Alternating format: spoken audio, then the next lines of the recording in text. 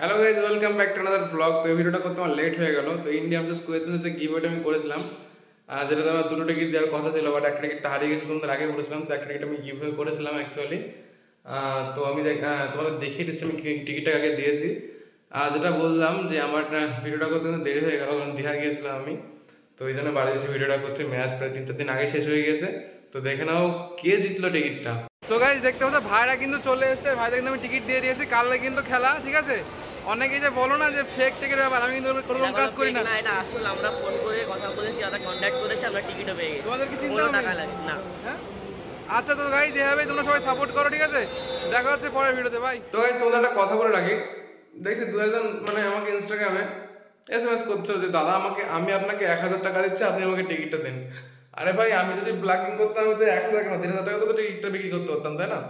আমি যদি ওই টেন্ডেন্সি নিয়ে যদি চলতাম, তাহলে আমি তো ব্লগিং করতে পারতাম, কেন আমি এটা করতে পারবো না?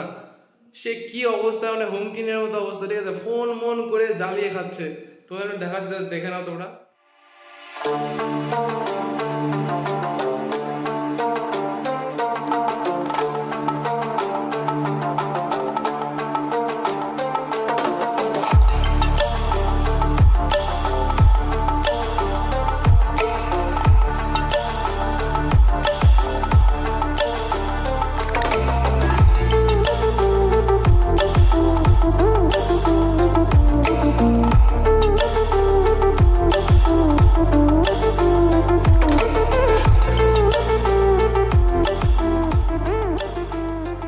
তো গাইজ দেখতে পেলেন, এরকম ভাই কেউ করো না, ঠিক আছে? কারণ আমি প্রত্যেকটা বড় বড় ইভেন্টে কিন্তু গিভওয়ে করে থাকি, আবার কিন্তু গিভওয়ে আসবে। তো গাইজ অবশ্যই কিন্তু চ্যানেলটা অবশ্যই সাবস্ক্রাইব করে রাখো।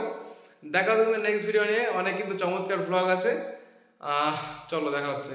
আর দীঘার কোনো কিন্তু ব্লগ আসছে না, কারণ দীঘাতে ব্লগ করলে ভাই ভিউজ আসে না, বেকার। দীঘা বকখালি এগুলো পুরো বেকার এখন ওয়েস্ট বেঙ্গল। আরে রাম মন্দিরকে ভিডিও করলেও ভিউজ আসছে না, ঠিক আছে? এরকম একটা ব্যাপার।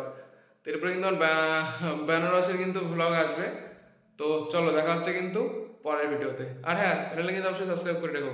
গিভওয়ে কিন্তু আসতে থাকবে। Bye, good night.